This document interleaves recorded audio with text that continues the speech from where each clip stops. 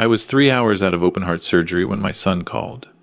The anesthesia still clouded my thoughts, and every breath felt like broken glass scraping my ribs. Through the fog, I heard Marcus's voice, sharp and impatient.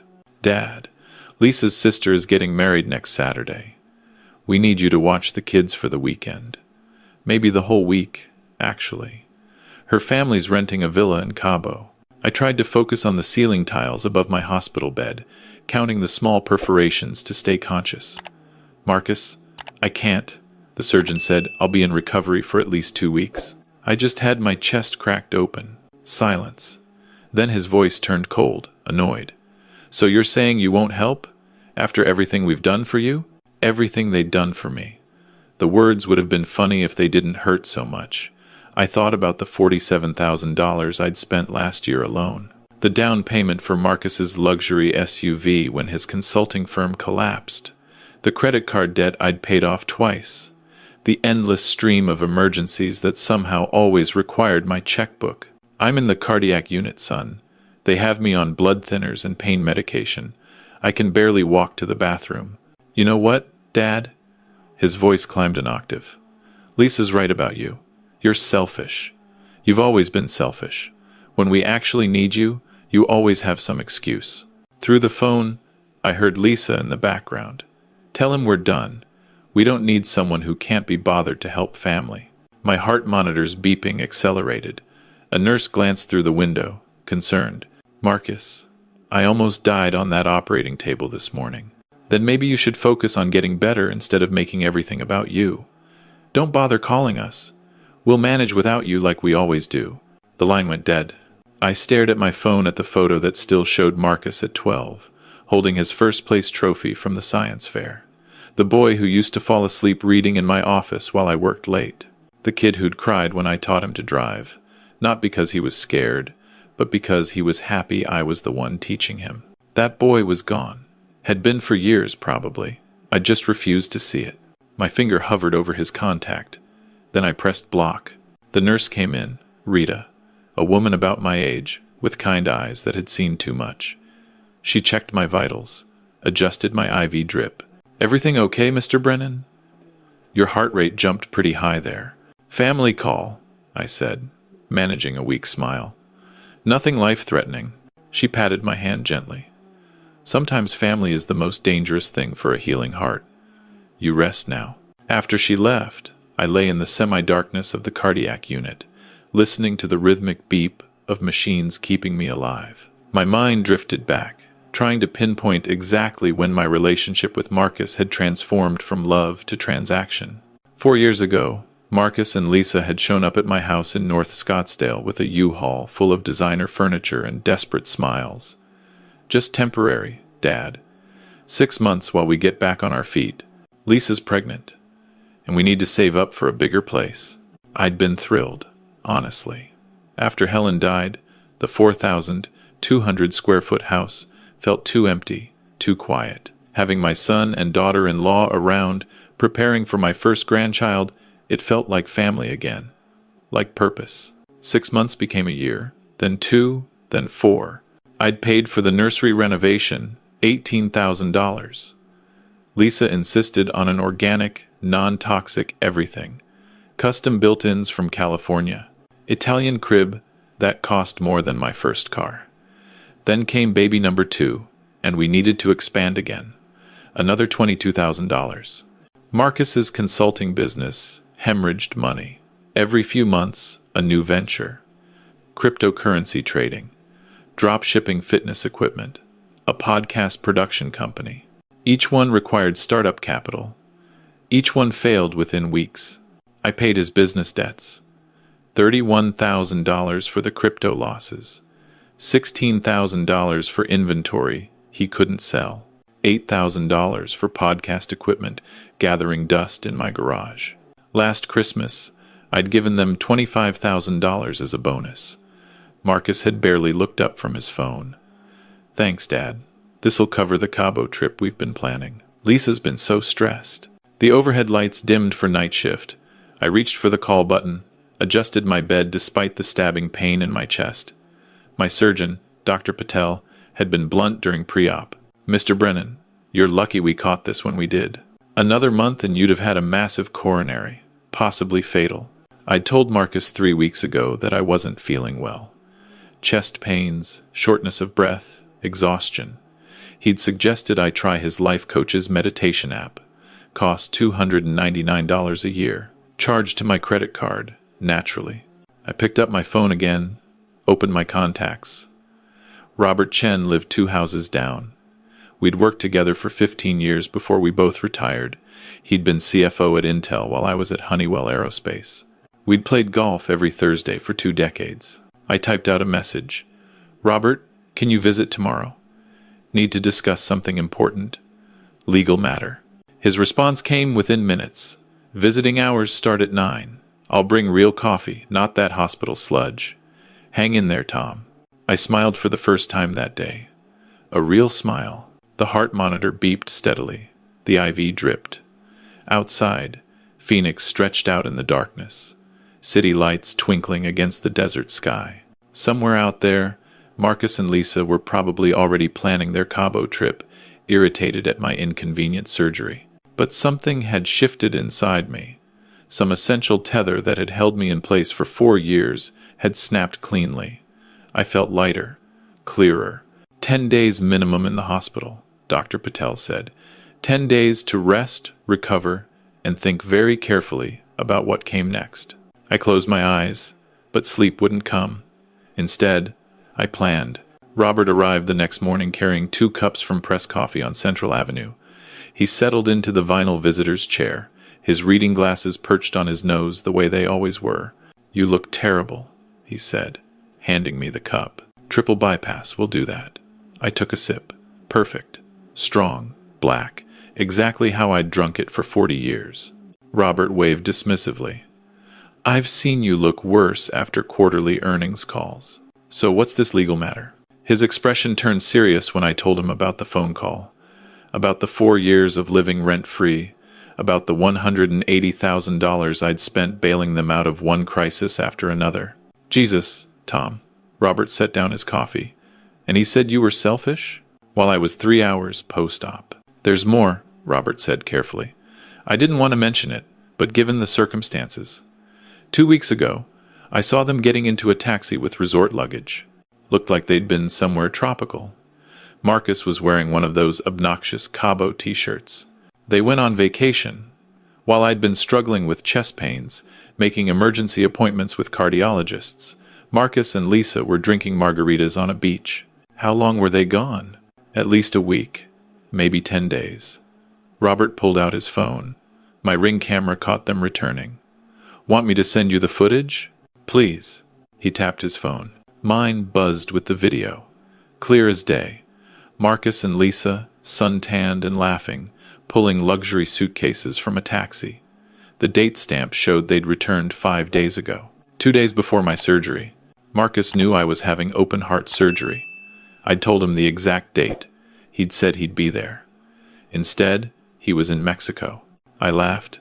The sound came out bitter, sharp. The heart monitor's beeping quickened. Tom, easy. Your blood pressure. I'm fine. I'm absolutely fine. I set down the coffee carefully. You still practice law? Part-time consulting? Robert's eyebrows rose. I keep my license active. Why? If someone's been living in your house rent-free for 4 years, what are my options? He leaned back, processing. In Arizona, you'd file for eviction. Since there's no lease, they're tenants at will. You'd need to give them 30 days notice minimum. 30 days. That's manageable. Tom, are you seriously considering? What if someone tried to access my bank accounts without permission? Maybe opened credit cards in my name? Robert's pen stopped moving. That's identity theft. Fraud. We're talking criminal charges. Has someone done this? I don't know yet, but I want you to check something for me. Pull credit reports if you can do it legally. Check for any accounts, loans, credit cards I don't know about. Robert studied my face. Tom, what's going on? Really? I'm protecting what's mine. I met his eyes. I'm thinking about 42 years at Honeywell. The pension I earned. The house I bought with my own money. The fact that I was told I'm selfish while recovering from having my chest sawed open. He nodded slowly. I'll make some calls, see what I can find. After Robert left, I spent the afternoon remembering. Not the recent years, those hurt too much. I went further back. Marcus, at 6, losing his first tooth during breakfast. How he'd kept it in a little box Helen made him. Marcus at 15, sulking because I wouldn't let him go to that concert in Tempe. 2 weeks later, 3 kids from his school went to that same concert and got arrested for drug possession.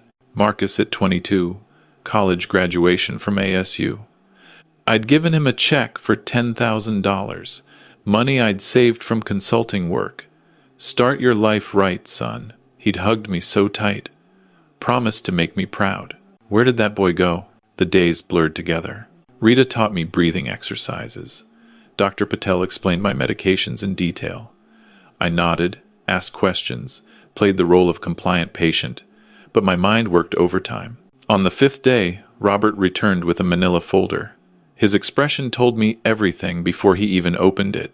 You're not going to like this, he said, pulling the chair close. He opened the folder. Printouts, credit reports, bank statements. Marcus and Lisa have a combined debt load of approximately $340,000. The number hung in the air like smoke. The Range Rover is financed for $98,000 at 7.2% interest. They're 3 months behind on payments. Lisa has a Mercedes GLE leased for $1,100 a month, also behind. There's an LLC registered in Marcus's name, something called Brennan Strategic Consulting. Dissolved last year with $87,000 in unpaid debts to vendors. Robert flipped pages. Credit cards maxed at $155,000 combined. Collection agencies actively pursuing them. I processed each number, filing it away. What about income? Lisa doesn't work. Marcus reports sporadic $1,099 income. Nothing substantial in 3 years. Last year's tax return shows $31,000 total income. So, they're drowning. Worse than that. Robert pulled out another document. I found a loan application at Chase Bank filed 6 weeks ago. It's a home equity line of credit request against your property on Doubletree Ranch Road. The signatures, he pointed. That's not your signature, Tom. I've seen your handwriting 1,000 times. There it was. Cold, documented proof. What's your house worth now? Robert asked quietly. County assessment came back at $1.8 million last year. He whistled low. That's a lot of equity to steal. That's a lot of motivation to get rid of an inconvenient father. Robert hesitated. Tom, if you wanted to pursue charges for the forgery, not yet. I looked out the window at the desert landscape beyond. I want to know everything first. Every debt, every failed payment, every legal filing. I can do that, he paused.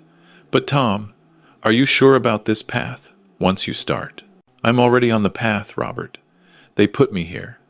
I gestured at the hospital room, at the machines. I'm just choosing which direction to walk. After Robert left, I picked up my phone, scrolled through old photos. Marcus and Lisa's wedding 6 years ago. I'd paid for half of it, $31,000, just to help us start off right, Dad. Marcus had called me his hero, his rock. I deleted the photo. One by one, I went through my gallery. Deleted every image of them from the past 4 years. Every staged family photo. Every fake smile. Every moment built on my money and their manipulation. When I finished, only older photos remained. Marcus as a child. Marcus in high school. Marcus before Lisa. Before the debt. Before the entitlement. Dr. Patel discharged me on the 10th day. Take it easy, Mr. Brennan. No strenuous activity. No stress. You've got a long recovery ahead. Someone picking you up? Rita asked. I'll manage, I said. The Uber driver helped me into his Toyota, made small talk about the weather while we drove through North Scottsdale. Phoenix looked different somehow. Sharper, clearer. We turned onto Doubletree Ranch Road. My house came into view, the contemporary desert home I'd custom built in 2006. Clean lines, walls of glass, mountain views. Worth every penny of the $980,000 I'd spent on it. The driveway looked different. The Range Rover was gone, probably repoed, I realized. But Lisa's Mercedes sat there, gleaming white in the Arizona sun. Next to it, a new Porsche Cayenne, dark blue. Window sticker still visible. I smiled. Right here is perfect, I told the driver. As I walked toward my front door, I could see through the floor-to-ceiling windows. New furniture in the living room. A massive sectional I'd never seen before. Abstract art on the walls where my Helen's watercolors used to hang. I unlocked the door with my key. Stepped inside. Marcus and Lisa were in the kitchen. They turned, faces going pale. "Dad," Marcus said. You're home." "Surprise," I said quietly. "Hope I'm not interrupting anything." Lisa's wine glass clinked against the granite counter. Marcus stood frozen by the Sub-Zero refrigerator, a craft beer halfway to his lips. The kitchen smelled like expensive takeout from that French place in Old Town, the one where entrees started at $45. "We weren't expecting you," Lisa said finally. She set down the wine carefully, like I was something dangerous she needed to handle delicately. "The hospital said another week at least. They said I could recover at home." I moved slowly into the living room, one hand on my chest. Not entirely an act, my sternum ached with every breath. Figured I'd be more comfortable in my own bed. The furniture hit me harder now that I was inside. A massive sectional in charcoal gray leather, easily $15,000. The coffee table looked like something from a restoration hardware catalog. Reclaimed wood and steel, another $3,000. And the art, Lisa had always fancied herself cultured, probably $20,000 worth of gallery pieces I'd never seen before. "This is different," I said. "Oh," Lisa laughed, but it came out wrong. Too high, too forced. "Yeah, we did some redecorating while you were gone. The old stuff was so dated, you know? We thought you'd appreciate the update. Did you now?" She flinched at my tone. "Good." Marcus cleared his throat, trying to regain control. "We were actually going to surprise you when you got back. Make the place feel fresh, modern. It's an investment in the property value, really." I turned to look at him. Really look. He'd gained weight since they moved in. Soft around the middle, the kind of softness that came from not working. He wore a polo shirt with some designer logo I didn't recognize. Probably cost more than my entire hospital stay copay. "Speaking of investments," I said, "that's a nice vehicle outside. The Porsche." Marcus and Lisa exchanged a glance. Quick, nervous. "Yeah," Marcus said, confidence flickering back. "Got a great deal on it. Lease, actually. You know how it is, appearances matter in consulting. Clients expect success." "Which consulting business is this?" I lowered myself carefully onto their new sofa. "The cryptocurrency one? The drop shipping? The podcast production?" Hard to keep track. His face reddened. "This is different. Tech consulting. Real money in it. I've got 5 clients lined up. 5 clients in 4 years would be an improvement. But I didn't say that. Instead, I pulled out my phone. Made a show of checking something. Must be doing well then. "That Cayenne runs about $85,000, doesn't it?" "Lease," Lisa said quickly. "Everyone leases now, Tom. It's smart financial planning. Better for taxes." Smart financial planning from a woman who'd never held a job in her life. A woman who'd maxed out 3 credit cards buying furniture with money she didn't have. I let the silence stretch, watched them fidget. "Where's my office?" I asked. Another glance between them. Marcus opened his mouth, closed it. "About that," Lisa started. "We converted it into a playroom for the kids. They needed space, and you weren't really using it anymore." "Wasn't using it? Well, you're retired, Dad. It's not like you need an office." My office, where I'd worked for 42 years, bringing work home, where every wall had been covered with my career. Photos with 3 different Honeywell CEOs, the Crystal Award from the National Association of Corporate Directors, my CFO of the Year plaque from Arizona Business Magazine, all gone, replaced with plastic toys and foam mats. And my bedroom? "Your bedroom?" Marcus laughed, that same nervous pitch. "It's still your bedroom, Dad. What are you talking about?" I stood slowly, walked toward the stairs. They followed me like anxious children who knew they'd been caught.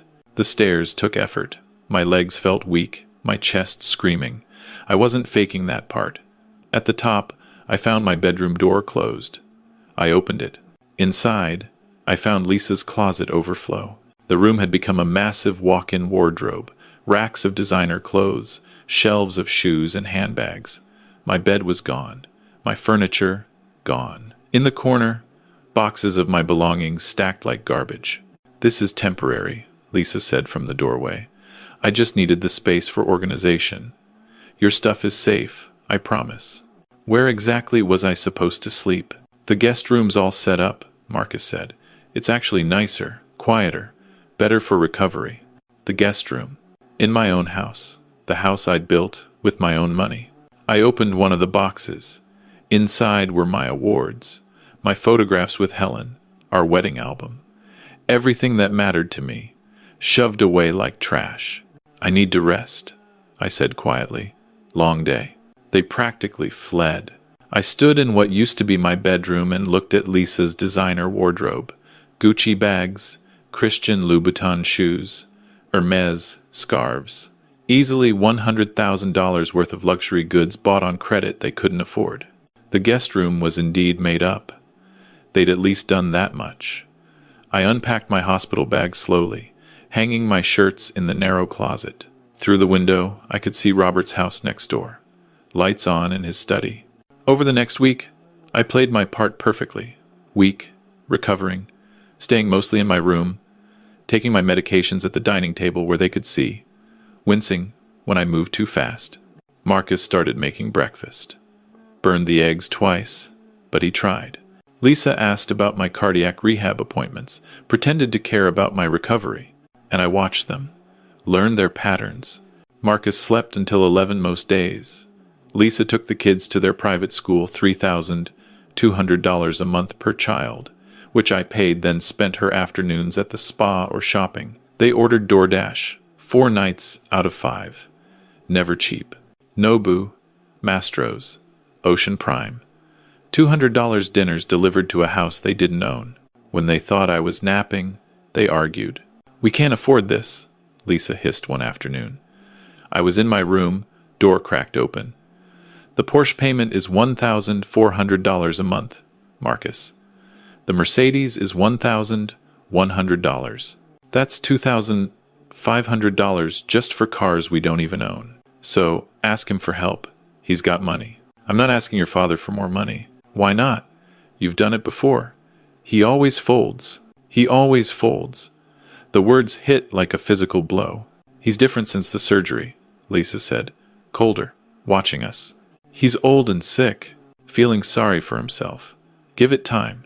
He'll come around. He always does." I waited until I heard them leave some charity gala. Lisa insisted they attend for networking. Then I went downstairs. Mail sat on the counter. I photographed everything: bills, late payment notices, a letter from Chase Bank about their HELOC application, additional documentation required due to irregularities. The forgery attempt. Robert had been right.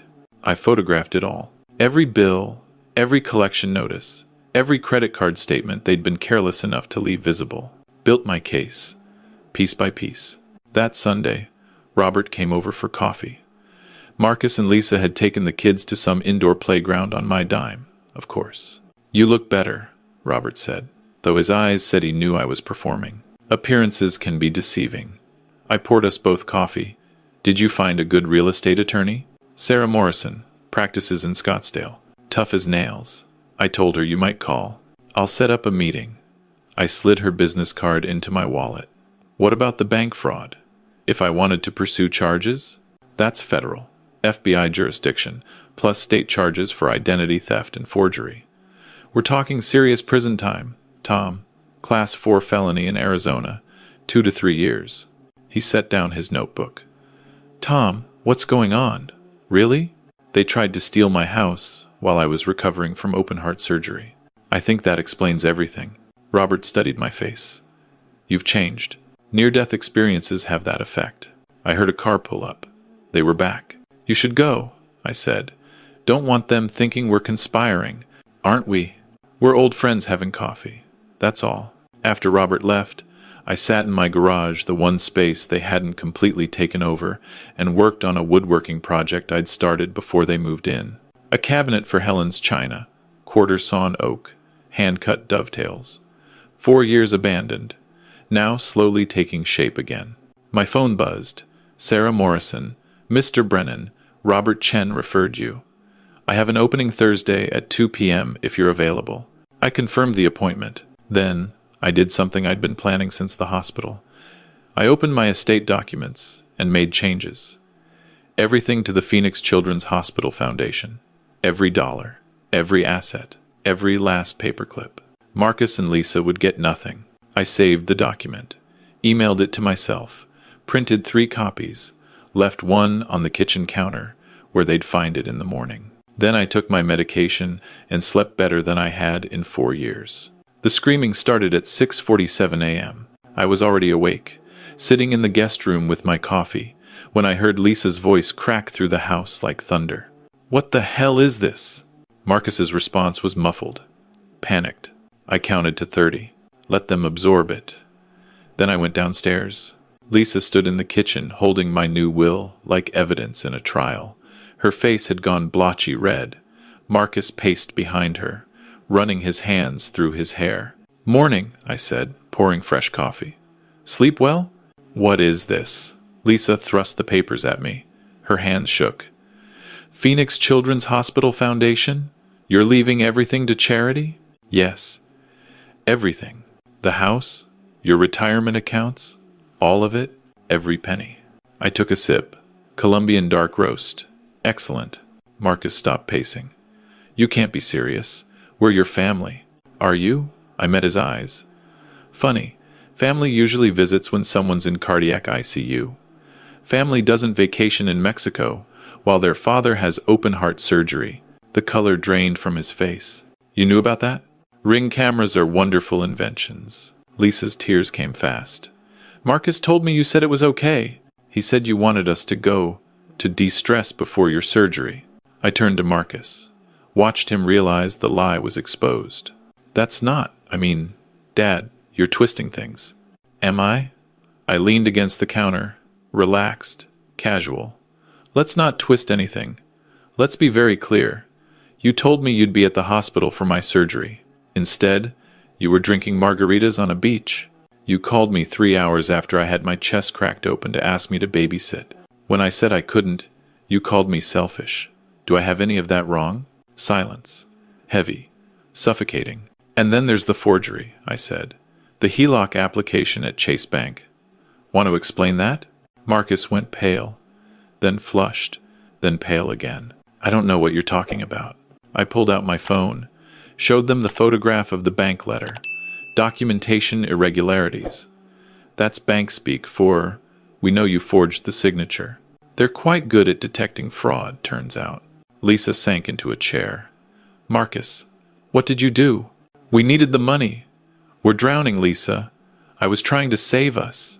"By stealing from my father?" I watched them turn on each other, the unity fracturing in real time. "Here's what's going to happen," I said. "You're going to get jobs, real ones. You're going to pay your own bills, and you're going to start looking for somewhere else to live." "You're kicking us out?" Lisa's voice climbed to a pitch I hadn't heard since she was arguing with department store clerks. "We have 2 children. We have nowhere to go." "Should have thought about that before treating me like an ATM with a heartbeat." Marcus stepped forward. "You're being unreasonable. We made mistakes, yeah, but this is extreme.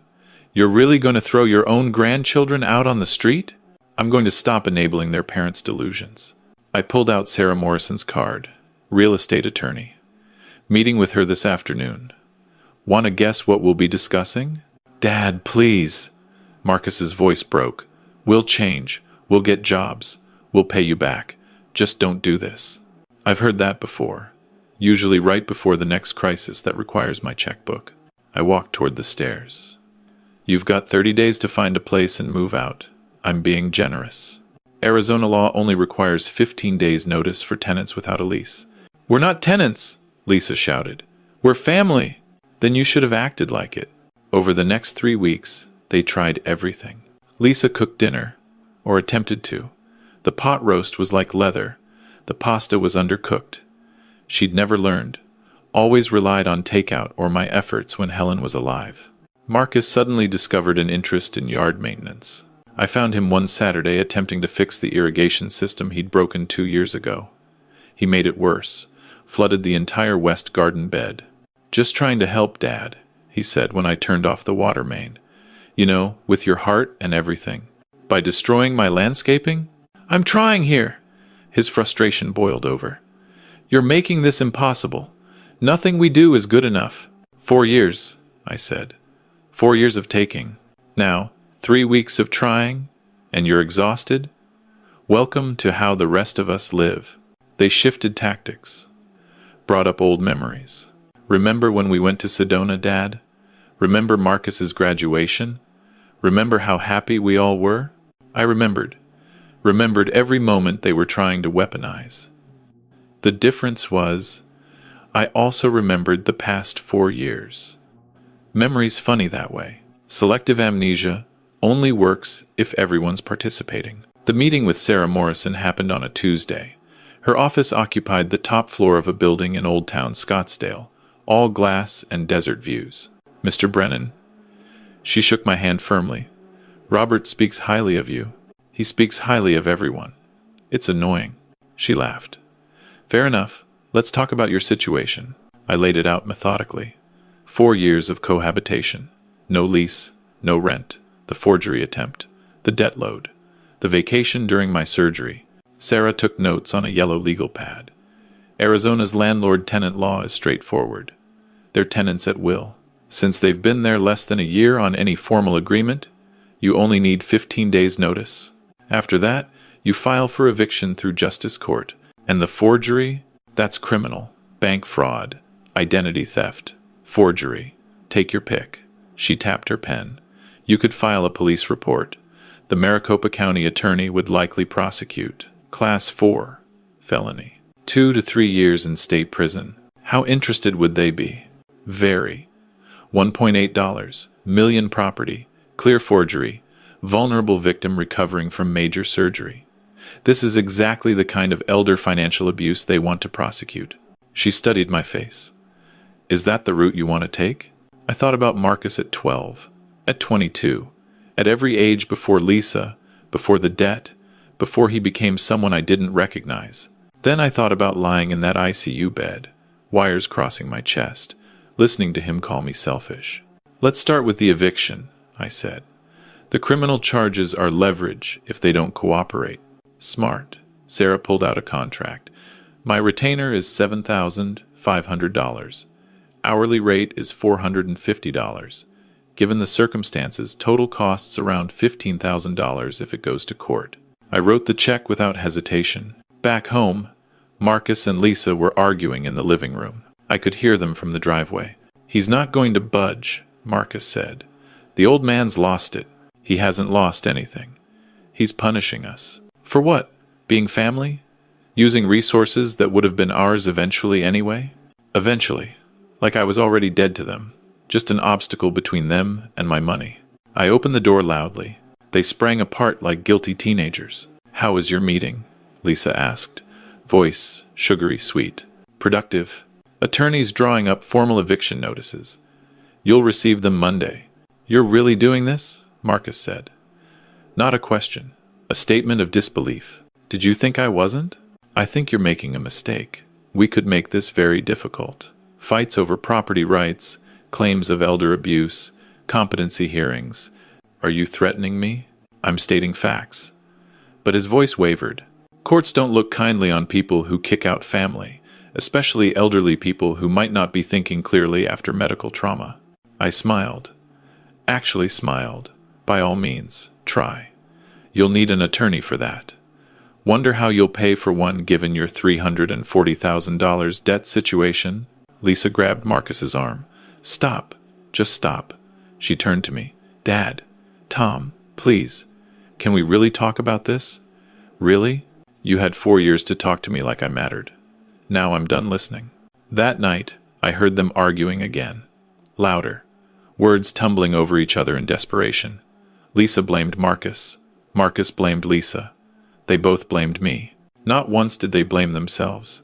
I recorded 30 seconds on my phone. Insurance. Then rolled over and went to sleep. The eviction notice arrived on a Monday by certified mail. I watched through the window as Lisa signed for it.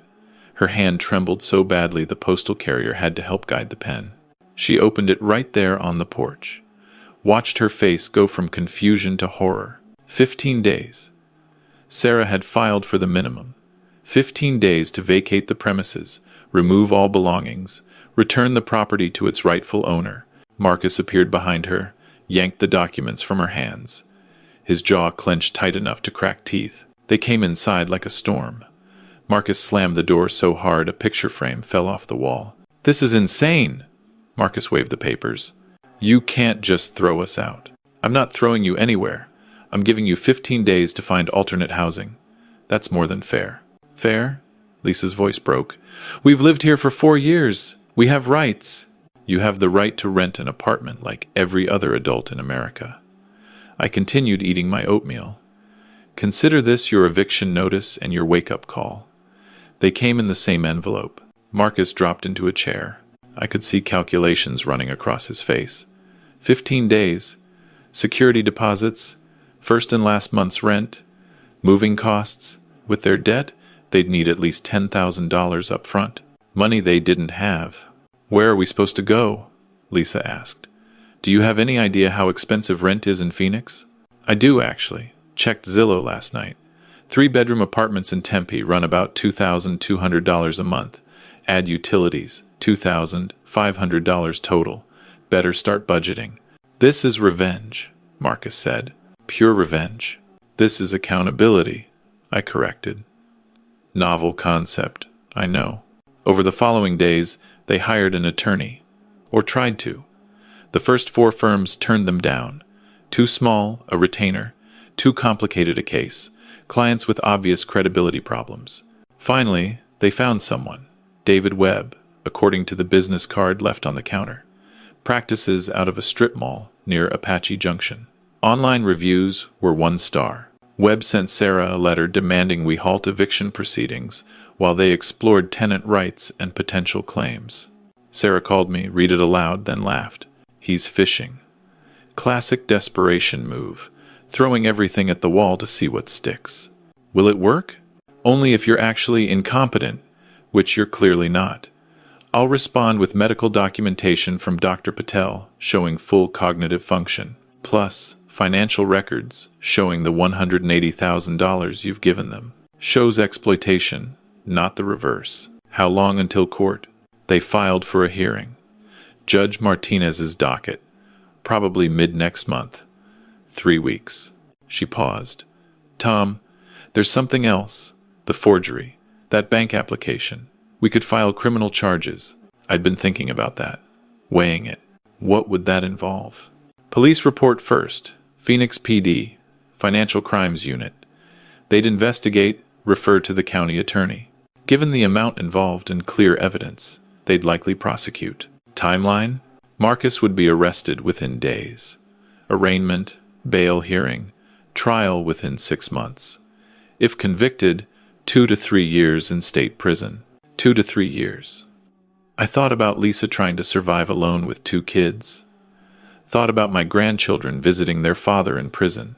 Then I thought about that phone call. "You're selfish, Dad." "File it," I said. The police came on a Thursday. 2 detectives, Morrison and Kim, mid-40s. Professional, thorough. I gave them everything. The bank documents.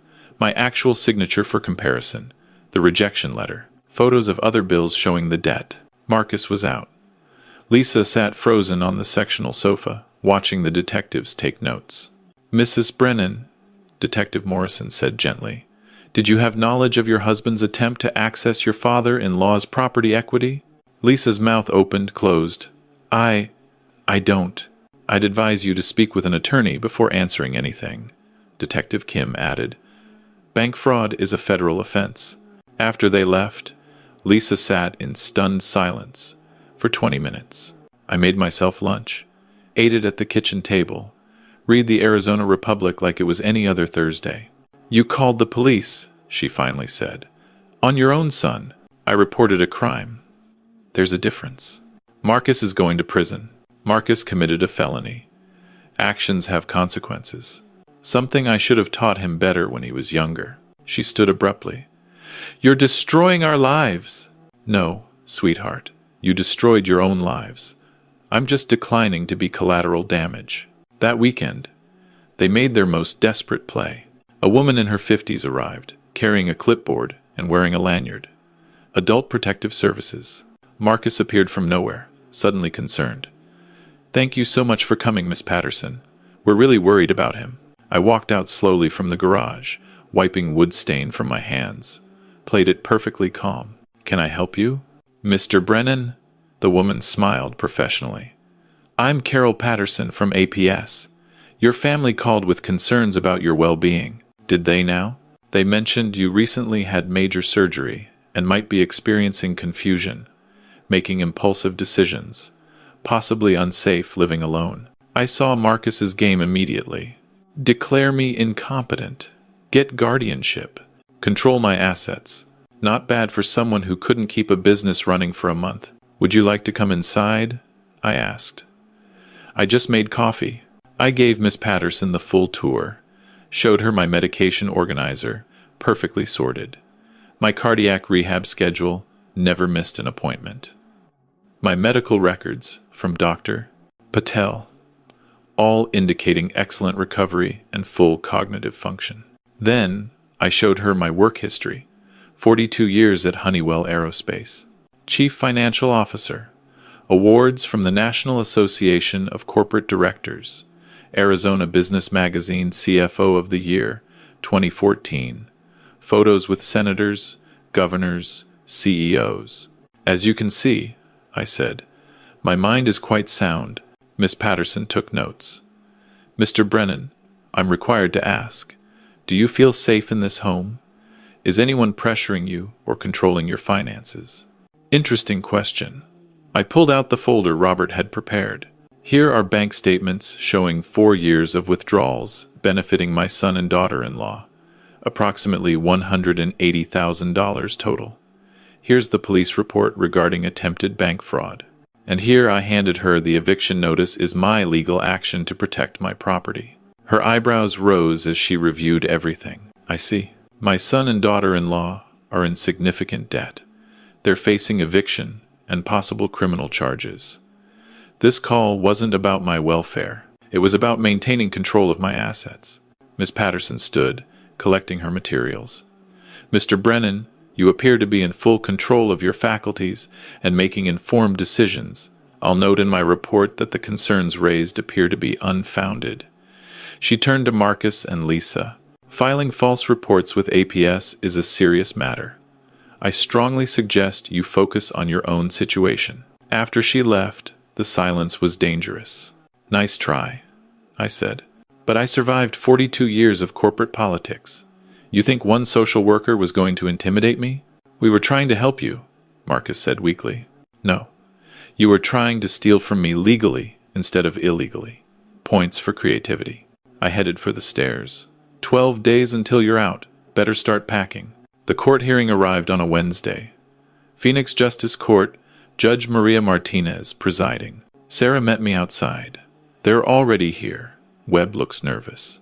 The courtroom was standard.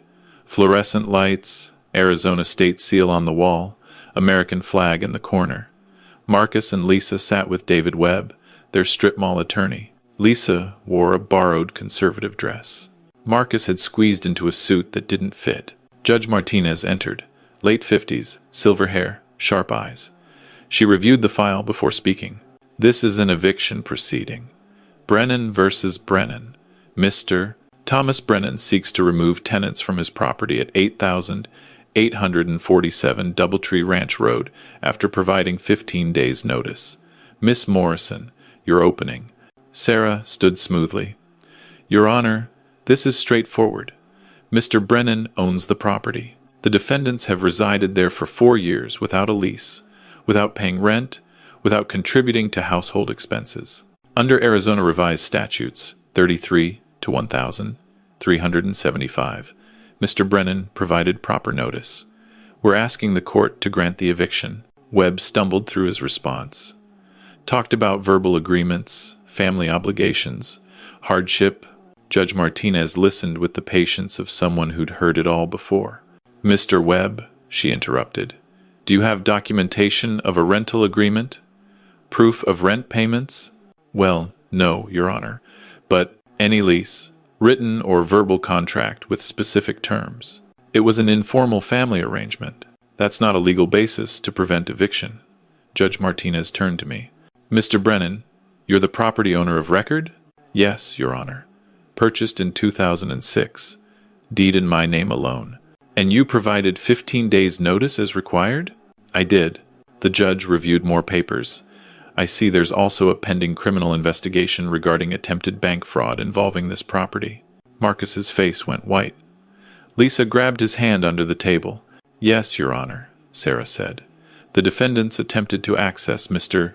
Brennan's home equity without authorization using forged signatures.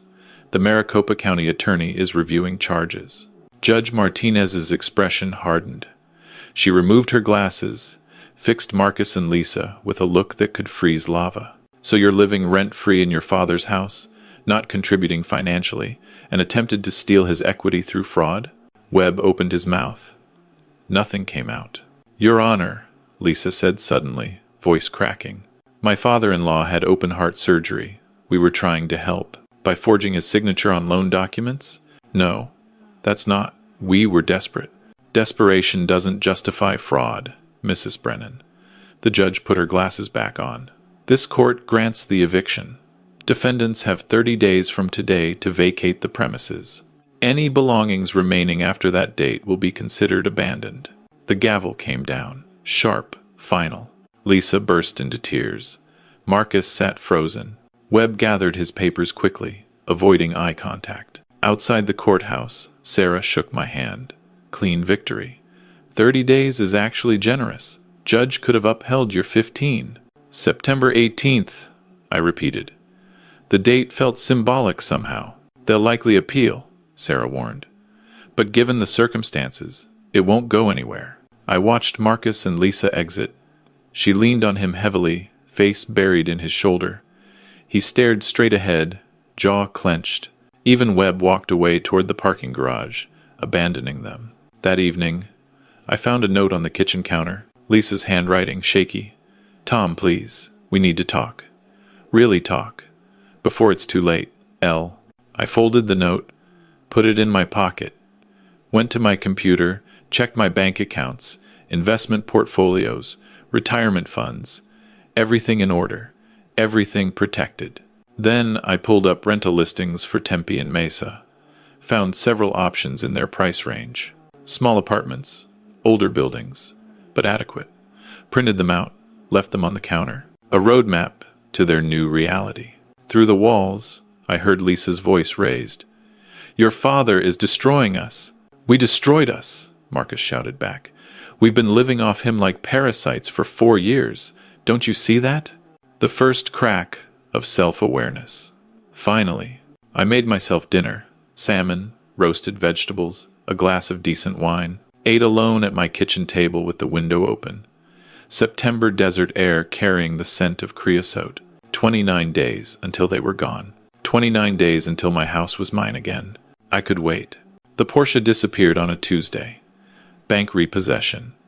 I watched from the window as the tow truck hooked it up, Lisa standing in her bathrobe, face slack and expressionless. Marcus didn't even come outside.